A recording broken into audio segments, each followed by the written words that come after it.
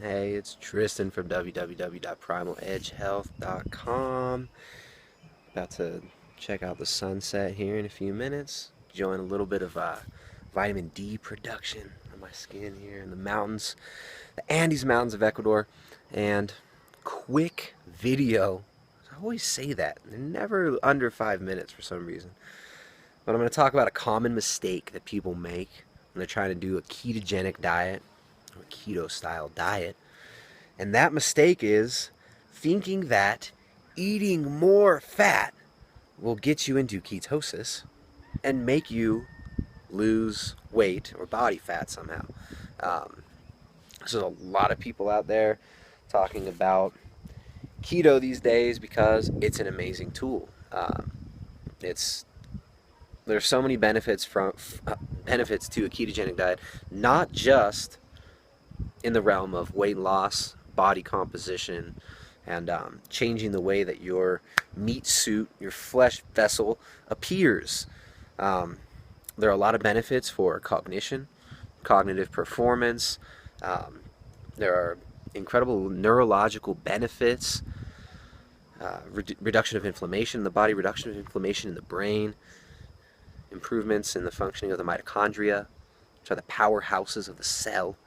And just a plethora of reasons why people are trying a ketogenic diet. And one of the most common mistakes people are making is just thinking that eating a whole bunch of fat is going to fix a variety of problems with body composition or their macros and whatnot.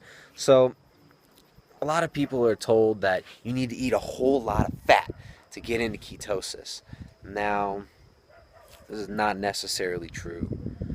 Think about it. Ketosis, the most common way people enter ketosis is through fasting, where you are eating no fat whatsoever. No fat at all. Nothing at all. Um, so ketosis was kind of discovered through experiments in fasting. Elevated blood ketones occur in a fasting state where you are depriving the body of external energy. The body then has to tap into body fat, convert them to ketones, where the brain can utilize them in areas where it doesn't use glucose exclusively. And there are some areas of the brain where glucose, excuse me, there are some areas of the brain that exclusively run on glucose. So ketosis is a state where the body is producing and utilizing ketones for energy in the brain, tissues like the heart. The muscles will also oxidize fatty acids directly.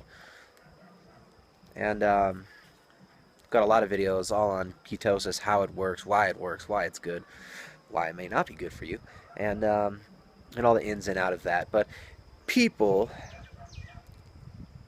tend to do a little bit of research into something, they get really excited on it, they decide to dive right in.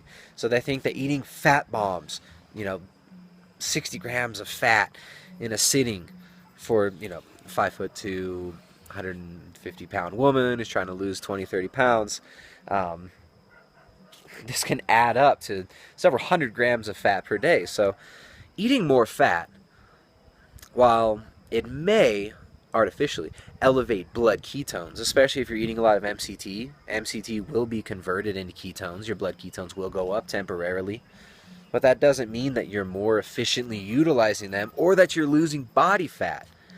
A lot of people doing ketosis, doing a ketogenic diet to lose body fat, get kind of hoodwinked into thinking that you need to just eat a whole bunch of fat. And if you are going to eat carbs, like if you're going to have bread at dinner or something, that if you just add fat to it, that'll blunt the insulin response and you won't store the energy. There's so much backwards information out there. People demonizing carbohydrates as if they're the bane of all existence, when they're an important macronutrient. They have their place in a healthy diet, especially seasonally, because they seasonally are available. They're seasonally available foods, grow naturally in long light cycles, which where I live here in the Andes of Ecuador, we always got long light cycles and there's plenty of carbs available. Does that mean I use them all the time? No, I actually prefer to be in ketosis. Just because of how my brain and body feel, I like doing keto. While I have no problem with carbs, do utilize them occasionally, they're not a big staple for me.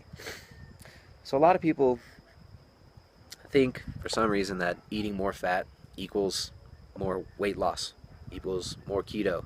Butter makes your pants fall off. I think that's like a YouTube channel. I've never seen. I'm not bashing that. I'm just saying, like, these are some of the memes that are out there. Oh, I'll eat butter and I'm gonna lose weight.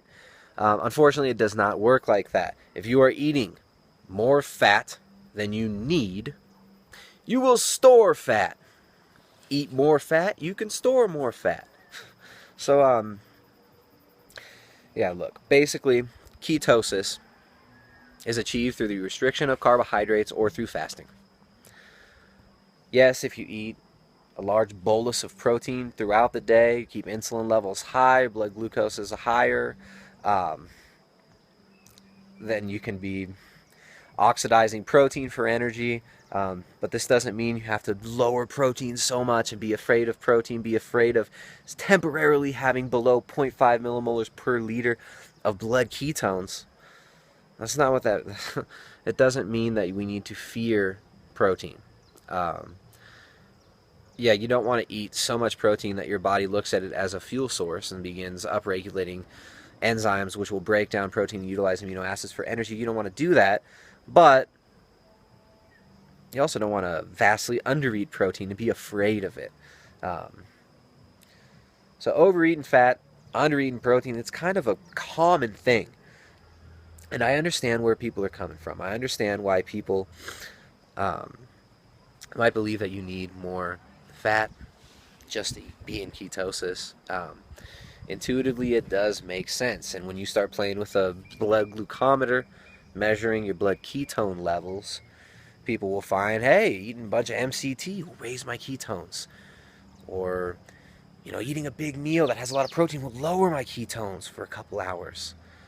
Now, this is chasing blood ketones. If your goal is body recompositioning, is changing the levels of body fat that you're holding, if you want to burn body fat, chasing blood ketones is not going to get you there. While it is interesting, and while it is good to have elevated blood ketones, temporarily being out of ketosis is not going to kill you, and eating a whole bunch of fat is not going to get you to your goal of body fat loss, if that is the goal. So don't make this error of thinking that you need to eat a whole bunch of fat, and that just eating a whole bunch of fat is going to help you achieve weight loss. Energy balance still matters. If you're eating more fat than you're burning throughout the day, you're eating an excess of food. Eating an excess of food will not result in weight loss. We store fat so that we can tap into it in times of famine. Our bodies are used to going through feast-famine cycles. Our bodies are not used to having readily available carbohydrates, fat, and protein all throughout the day, every day, our entire lives. Our bodies are not accustomed to being able to walk into Walmart or Costco and grab a dozen muffins and a tub of Ben & Jerry's at any time of the day and just pig out on it. Our body is used to having short bursts of high intake of food followed by sustained periods of lower intake of food. It's used to cycles of availability of certain foods, certain types of food, of certain macronutrients like carbohydrates. So we store fat as a survival mechanism so we can tap into it, this amazing, very clean burning fuel source. We store it in our bodies so we can tap into it in times of need. So it's important that your body has a little bit of fat stores. You don't want to get so lean that you start getting sick, that your hormones get all out of whack, and you're, laid out on the couch feeling like crap all day because you got no testosterone, you're not able to produce sex hormones, you're not getting sufficient energy in, you don't have enough fat stores to maintain your immune system. So body fat's important. But if you want to be able to tap into that body fat, you're not going to do it by eating a lot of fat. Now, I'm not saying that you're going to be afraid to eat fat. When you're adapting to keto, you want to be at around maintenance calories. So yeah, when you're first adapting, you don't want to be in a huge deficit because that's going to be a stressor. Reducing the carbohydrate intake on your body is already a little bit of a stressor, especially if you're used to high carb intake your whole life and you've never done things like intermittent fasting, periodically fasting. So yeah, in the beginning, you do want to be at around maintenance calories. So you will be eating sufficient fat. That doesn't mean all throughout the day you need to be pouring MCT oil down your gullet, testing your blood ketones like a ketone junkie, obsessed with that number. That's not what that means. When you're trying to adapt to ketosis, get sufficient protein. Got videos on that, got articles on that, figuring out your protein needs. For everybody, it's going to be different. Preference is a big thing. Of course, you don't want to grossly overdo it. Eat 200 grams of protein. If you weigh 150 pounds, really no point in that. Good luck getting that from Whole Foods anyways. If you get most of that from like whey protein shakes, pretty much useless in my opinion. So yeah, hit that protein when you're trying to adapt.